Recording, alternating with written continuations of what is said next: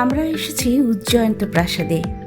প্রায় 1.5 ঘন্টা অপেক্ষার পর ঠিক সন্ধ্যা 7টা নাগাদ প্রবেশদ্বার খুলল। এক গ্রাস উত্তেজনা নিয়ে প্রবেশ করলাম আলোতে মোড়া রাজপ্রাসাদের প্রাঙ্গণে লেজার শো দেখার জন্য। জগন্নাথ দিঘির পাড়ে লেজার শোয়ের ব্যবস্থা করা হয়েছে। লেজার শো যাতে ভালোভাবে দেখা যায় তার জন্য সামনের সারিতে বসে পড়ি। ঠিক 7:10 শুরু হয় রঙের আলো, সুর আর প্রযুক্তির এক অনন্য মেলবন্ধন।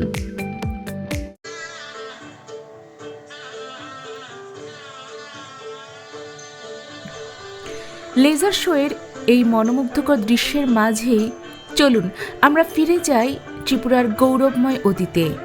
জানার চেষ্টা করি কারা ছিলেন ত্রিপুরার আদি রাজা, কোথা থেকে এসেছে এই রাজ্য, এই রাজবংশ আর মাণিক্য উপাধির গৌরব।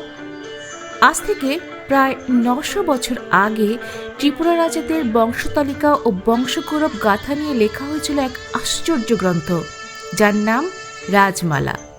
বইটি বাংলা ভাষায় লেখা এবং ত্রিপুরার ইতিহাস জানার এক অমূল্য খনি। রাজমালায় ত্রিপুরা নাম কিভাবে এলো তা নিয়ে আছে নানা লোককাহিনী, হিন্দু পৌরাণিক কাহিনী এবং ঐতিহাসিক কাহিনী। সেই কাহিনীগুলো তবে একটু জেনে নেওয়া যাক। শুরু করি রাজমালার আদি পর্বে পৌরাণিক যুগ মহাভারতের সময়কালের গল্প হতে। সে সময় রাজত্ব করতেন এক পরাক্রমশালী রাজা, যার নাম যযাতি। তিনি চন্দ্রবংশীয় রাজা, মানে তার পূর্বপুরুষ ছিলেন চন্দ্রদেবের বংশধর।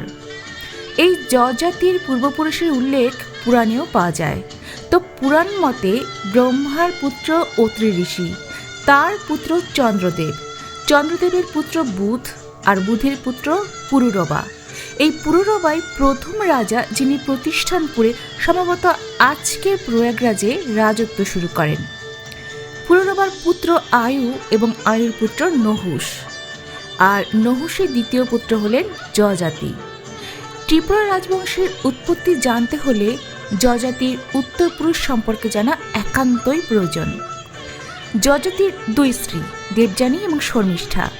দেবযানী শুক্রাচার্যের কন্যা এবং শর্মিষ্ঠা দৈত্যরাজ বৃহস্পর্বার কন্যা। তাদের থেকে জন্ম নেয় 5 পুত্র: যদু, দুর্বসু, দ্রুজ, অনু ও পুরু। কথিত আছে রাজা যযাতি দৈত্যকন্যা শর্মিষ্ঠাকে গোপনে বিবাহ করার জন্য দৈত্যগুরু শুক্রাচার্য যযাতিকে জরাগ্রস্ত হওয়ার অভিশাপ দেন। কিন্তু সেই অভিশাপ থেকে বাঁচার একটাই উপায় ছিল, যদি কেউ স্বেচ্ছায় তার বার্ধক্য নিজের মধ্যে গ্রহণ করে। যযাতি তার 5 পুত্রকে অনুরোধ করলেন। একমাত্র কনিষ্ঠ পুত্র পুরু ছাড়া আর কেউই রাজি হলো না। অতএব যযাতি রাজ্যের শাসনভার পুরুকে দিয়ে বাকি 4 পুত্রকে নির্বাসিত করলেন। এই নির্বাসিত পুত্রদের মধ্যে যযাতির তৃতীয় পুত্র দ্রুজ সমুদ্র ও গঙ্গার সঙ্গমস্থল সগরদ্বীপে নিজের রাজ্য স্থাপন করলেন। পরে তিনি পূর্ব দিকে কিরাত দেশের রাজাকে পরাজিত করে সগরদ্বীপ থেকে কপিলা নদীর তীরে ত্রিবেগ নগরের রাজ্যপাট প্রতিষ্ঠা করেন। দ্রুজের মৃত্যুর পরে তার পরবর্তী বংশধর দৈত্যরাজের পুত্র ত্রিপুর সিংহাসন আরোহণ করেন। এই রাজা উত্তর পূর্বে কিরাত রাজ্য জয় করেন এবং ত্রিবেগ ও কিরাত জাতির মধ্যে একতা নিয়ে আসেন। তার বিজিত রাজ্যের নাম রাখেন ত্রিপুরা, আর তার প্রজাদের নাম হয় ত্রিপুরী। এই ত্রিপুর ছিলেন অতিশয় অত্যাচারী ও নিষ্ঠুর প্রকৃতির। তার অত্যাচারে অতিষ্ঠ হয়ে প্রজারা আশ্রয় নেয় ভগবান শিবের শরণে। তারা নিষ্ঠাভরে শিবের আরাধনা করতে থাকে। ভক্তদের কাতর মিনতি উপেক্ষা করতে পারেন না আশুতোষ। তিনি প্রজাদের মুক্তির জন্য নিজের ত্রিশূল দিয়ে অত্যাচারী রাজা ত্রিপুরকে ধ্বংস করেন। রাজা ত্রিপুরের মৃত্যুর পর তার নিঃসন্তান বিধবা রানী হীরাবতী সিংহাসনে বসেন, কিন্তু ভবিষ্যতের উত্তরাধিকারী না থাকায় তিনি গভীর চিন্তায় পড়ে যান। তখন তিনি নিজের সমস্ত মনোযোগ দিয়ে শিবব্রত ও চতুর্দশ দেবতার আরাধনায় মগ্ন হন। ভগবানের কৃপায় একদিন তার গর্ভে সন্তান আসে। জন্মের সময় সেই শিশুর কপালে দেখা যায় 3য় নয়ন, তাই তার নাম রাখা হয় ত্রিলোচন। এই ত্রিলোচন পরবর্তীতে এক পরাক্রমশালী রাজা হয়ে ওঠেন। কথিত আছে তিনি দাপর যুগে মহাভারতের পাণ্ডব রাজা যুধিষ্ঠিরের সমসাময়িক ছিলেন। ত্রিলোচনের শাসনকালে চতুর্দশ দেবতা রাজবংশের কুলদেবতা হিসেবে পূজিত হতে শুরু করে, যা আজও ত্রিপুরার সংস্কৃতির এক গুরুত্বপূর্ণ অংশ। রাজা ত্রিলোচন পরে পরিচিত হন সুব্রাই নামে। এই সুব্রাই বিবাহ করেন হেরম্ব রাজ্যের রাজকন্যাকে। হেরম্বরাজ পুত্রহীন ছিলেন, তাই ত্রিলোচনের জ্যেষ্ঠ পুত্রকেই দত্তক রূপে লালন পালন করেছিলেন। ত্রিলোচনের ছিল 12 জন পুত্র, কিন্তু ত্রিলোচনের মৃত্যুর পর তার দ্বিতীয় পুত্র দাক্ষিণ সিংহাসনে বসেন, আর সেখান থেকে শুরু হয় সংঘাত। হেরম্বরাজ তথা ত্রিলোচনের জ্যেষ্ঠ পুত্র এই ক্ষমতা মেনে নিতে পারে না, প্রবল সংঘর্ষ বাধে। অবশেষে দাক্ষিণকে কপিলা নদীর তীর থেকে বিতাড়িত হতে হয়। তিনি রাজ্য হারিয়ে বর্তমানের মেঘনা নদীর উজানে খলম্মা নদীর তীরে গিয়ে নতুন রাজ্য গড়ে তোলেন। এই ত্রিলোচন রাজাকে কেন্দ্র করে অনেক পণ্ডিত মনে করেন ত্রিপুরা নামটি এসেছে। আবার কোনো কোনো গবেষকদের মতে ত্রিপুরী খলম্মা রাজবংশ যখন বরাক উপত্যকায় নিজেদের অধিকার প্রতিষ্ঠা করে, সে সময় ওই উপত্যকার অসমতল ভূমি বছরের বেশিরভাগ সময় জলমগ্ন থাকত। এই জলমগ্নর অদৃশ্যের বোঝাতে ত্রিপুরীরা তিফরা শব্দটি ব্যবহার শুরু করে। কোকবরক ভাষায় তি শব্দের অর্থ জল এবং বার্মিজ ফ্রা শব্দের অর্থ প্রভু। তিফরা শব্দটি তিপ্রাতে পরিণত হয় এবং তাদের অধিকৃত ভূমিকে তিপ্রাহা নামে অভিহিত করা হয়। এক্ষেত্রে হা শব্দের অর্থ ভূমি, যা একটি তিব্বতীয় বার্মিজ শব্দ। এই তিপ্রাহা শব্দটি পরে ত্রিপুরা নাম ধারণ করে। ত্রিপুরার ইতিহাসে শুধু যে রাজমালার মধ্যে সীমাবদ্ধ ছিল তা কিন্তু নয়। বিষ্ণু পুরাণে উল্লেখ আছে প্রাচীন ভারতের একদম পূর্ব প্রান্তে এক বিশেষ জাতিগোষ্ঠীর বসবাস ছিল, যাদের আর্যরা কিরাত নামে ডাকত। আজকের অসম আর আরাকানের মাঝের যে অঞ্চল, সেটিকে বলা হতো কিরাত দেশ। সেখানেই তিব্বতীয় মূলের বর্মন বা শান বা লৌহিত বংশীয়রা এক শক্তিশালী রাজ্য গড়ে তোলে। অনেকে মনে করেন এ রাজ্যই মহাভারতের ত্রৈপুরা বা ত্রৈপুরী নামে পরিচিত। একথা ঠিক, নির্ভরযোগ্য প্রমাণের কিছু ঘাটতি আছে, কিন্তু এটুকু নিঃসন্দেহে বলা যায় যে ত্রিপুরা একটি অতি প্রাচীন জনপদ। এখানকার রাজবংশ নিজেদের চন্দ্রবংশীয় ক্ষত্রিয় বলে মনে করত।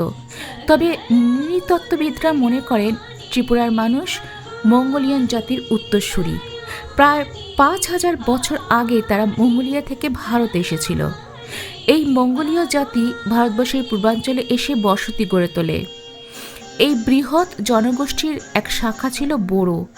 তারা শীতলক্ষা, ব্রহ্মপুত্র আর ধলেশ্বরী নদীর মিলনস্থলের আশেপাশে বসতি স্থাপন করে, আর এই 3 নদীর মিলনস্থল থেকে জন্ম নেয় এক নতুন নাম তোপ্রায়া।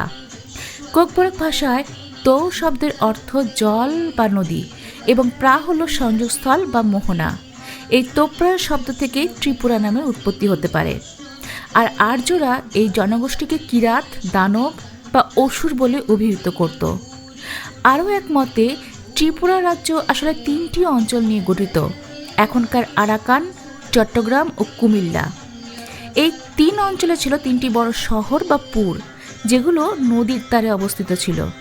তাই এই 3 পুরের মিলিত নামই পরে হয়ে দাঁড়ায় ত্রিপুরা। আবার ফিরে আসি যযাতির উত্তরপুরুষে। রাজমালায় চন্দ্রবংশীয় সম্রাট যযাতির পুত্র দ্রুজ্যকে ত্রিপুরার প্রথম রাজা হিসেবে চিহ্নিত করা হয়েছে। দ্রুজ্যের 2 পুত্র ছিল, সেতু ও কেতু। সেতুর পুত্র ছিল শরদ্দান এবং তার পুত্র গন্ধার। গন্ধারের নামেই একটি বিশাল অঞ্চল গন্ধার দেশ হিসেবে খ্যাতি অর্জন করে। গন্ধারের 100 পুত্র ছিল, যারা সবাই রাজা হয়ে উত্তর দিকে নিজেদের সাম্রাজ্য বিস্তার করেছিল। পরে ম্লেচ্ছ রাজ্যগুলোর শাসক হয়ে ওঠে।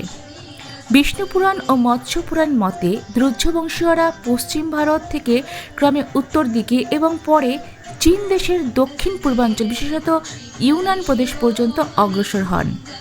সেখান থেকে তারা হিমালয় পার করে ব্রহ্মপুত্র নদীর গতিপথ ধরে কামাখ্যা পর্যন্ত পৌঁছান। পরবর্তী সময়ে কপিলা নদীর তীর ধরে দক্ষিণমুখে এগিয়ে এসে ত্রিবেক নামক স্থানে রাজ্য প্রতিষ্ঠা করেন। এই ত্রিবেক থেকেই ত্রিপুরা নামটির উৎপত্তি হয়েছে বলে অনেকের মত আছে। ত্রিপুরা রাজ্যের ইতিহাসে একটি বিশেষ দিক হলো এখানে একটানা একটি বংশধারা বহু শতাব্দী ধরে বজায় ছিল। ভারতের ইতিহাসে এমন উদাহরণ খুব কম। রাজমালার তথ্য অনুযায়ী দ্রুজবংশীয় ক্ষত্রিয়রা প্রথম আর্য রাজা হিসেবে অনার্য কিরাত জাতির মধ্যে সভ্যতার বীজ রোপণ করে। ফলে ত্রিপুরার আর্য অনার্য সংস্কৃতির এক অপূর্ব সংমিশ্রণের সূচনা হয়। যদিও ত্রিপুরীদের শেকড় কিরাত জাতিতে, তবুও তারা আর্য সংস্কৃতি ও ধর্মীয় চর্চাকে আত্মস্থ করেছিলেন। ত্রিপুরা রাজবংশে আরও একটা ইন্টারেস্টিং ফ্যাক্ট আছে। ত্রিপুরার রাজারা একসময় থেকে ফা ও মাণিক্য উপাধি ব্যবহার করতে শুরু করেন। রাজমালায় উল্লেখিত এক কিংবদন্তি অনুসারে রাজা দৈত্যের ২৭০০তম উত্তরসূরি রাজা ঈশ্বরের সময় থেকে ত্রিপুরা রাজাদের নামে শেষে ফা উপাধি যুক্ত হয়, যা ত্রিপুরী ভাষায় পিতা অর্থে ব্যবহৃত হতো। এই ঈশ্বর ফায়ের পরবর্তী বংশধর ডুমুর ফায়ের পুত্র রত্ন ফা দিল্লির বাদশাহকে রত্ন উপহার দেন। এর প্রতিদানে বাদশাহ তাকে লাল উপাধি দেন। লাল শব্দের অর্থ রত্ন, তবে শব্দটি পারস্য ভাষার হওয়ায় তারা এর পরিবর্তে সংস্কৃত মাণিক্য শব্দটি উপাধি রূপে গ্রহণ করেন। তখন থেকে ত্রিপুরার রাজবংশ পরিচিতি পায় মাণিক্য বংশ নামে। মুসলিম শাসনামলে ত্রিপুরা একাধিকবার পাঠানদের আক্রমণের শিকার হয়, যুদ্ধ হয়, সন্ধিও হয়। তবু তারা হিন্দু ধর্মীয় আচার রীতি সংস্কৃতি ধরে রাখতে সক্ষম হয়। ব্রিটিশ শাসনামলেও ত্রিপুরা সরাসরি করদ রাজ্য না হয়ে মিত্র রাজ্য হিসেবে নিজেদের স্বশাসন বজায় রেখেছিল। যদিও রাজমালা ও সমসাময়িক শ্রী রাজরত্নাকর গ্রন্থ ঐতিহাসিক উপাদান হিসেবে গুরুত্বপূর্ণ, তবুও এদের বর্ণিত আদি রাজাদের রাজত্বকাল ও জীবনকালের স্পষ্টভাবে নির্দিষ্ট তথ্য না থাকায় তাদের ঐতিহাসিকতা নিয়ে যথেষ্ট সংশয় থেকে যায়। এই কারণে অনেক ইতিহাসবিদ তাদের বাস্তব অস্তিত্ব নিয়ে সন্দেহ প্রকাশ করেছেন। অন্যদিকে বিজয় মাণিক্য থেকে শুরু করে পরবর্তী মাণিক্য রাজারা যথেষ্ট ঐতিহাসিকভাবে প্রমাণিত, যারা এই রাজ্যকে গৌরবের সঙ্গে শাসন করেছেন এবং অনার্য আর্য সংস্কৃতির এক অপূর্ব সংমিশ্রণ ঘটিয়েছেন। তবে এই গ্রন্থগুলোর মাধ্যমে আমরা বুঝতে পারি ত্রিপুরা শুধুমাত্র একটি রাজ্য নয়, এটি এক বিশেষ সাংস্কৃতিক ও ঐতিহাসিক চেতনার ধারক, যেখানে আর্য অনার্য ঐতিহ্যের সংমিশ্রণে গড়ে উঠেছে এক স্বতন্ত্র ও গৌরবময় ইতিহাস। আর তাই ইতিহাসের ধারাবাহিকতা জানা শুধু জ্ঞান অর্জন নয়, এ এক আত্মপরিচয়ের খোঁজ। বাংলার সবাই সেই আর্য অনার্য সংমিশ্রণের উত্তরসূরি, কারণ সে সময় ভারতবর্ষের পূর্ব প্রান্তে বঙ্গদেশ বলে কিছু ছিল না, কেবলমাত্র ছিল কিরাত ভূমি।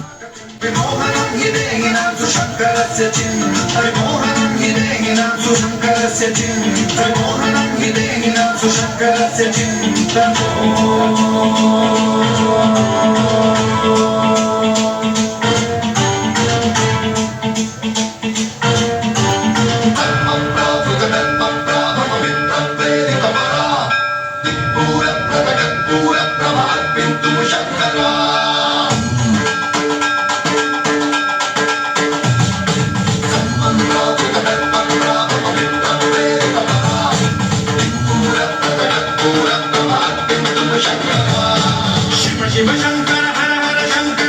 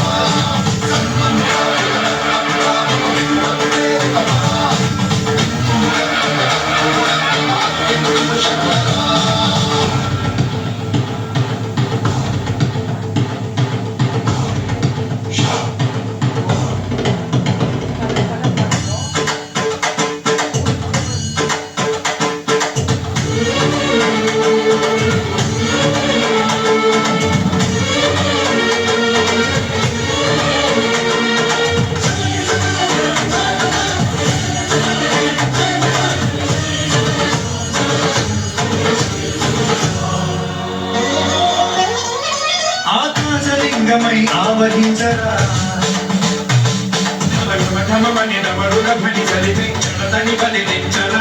శ్రీవాయులింగమై సంచరించరా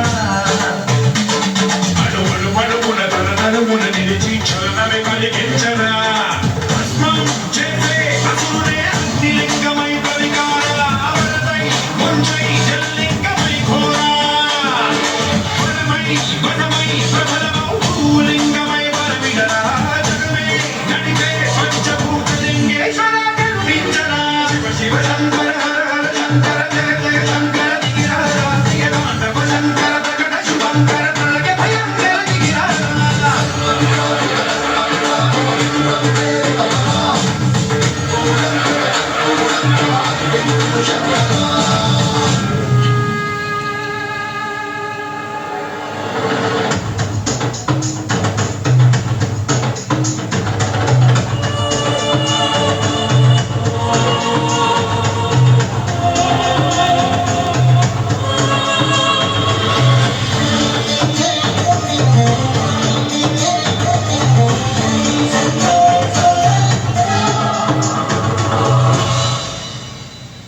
శివ శంకర హర హర శంకర జయ జయ శంకర దిగిరాజా శంకర ప్రకట శుభంకర ప్రళయ భయంకర దిగిరాజా శివ శివ హర హర జయ জয় దిగిరాజా।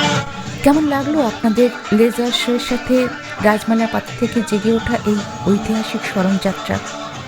অবশ্যই জানাবেন কমেন্টসে। আগামী ভিডিওতে নিয়ে যাব আলপনা গ্রাম ও কসবা কালীবাড়িতে। ততদিন stay tune to my channel. Thank you.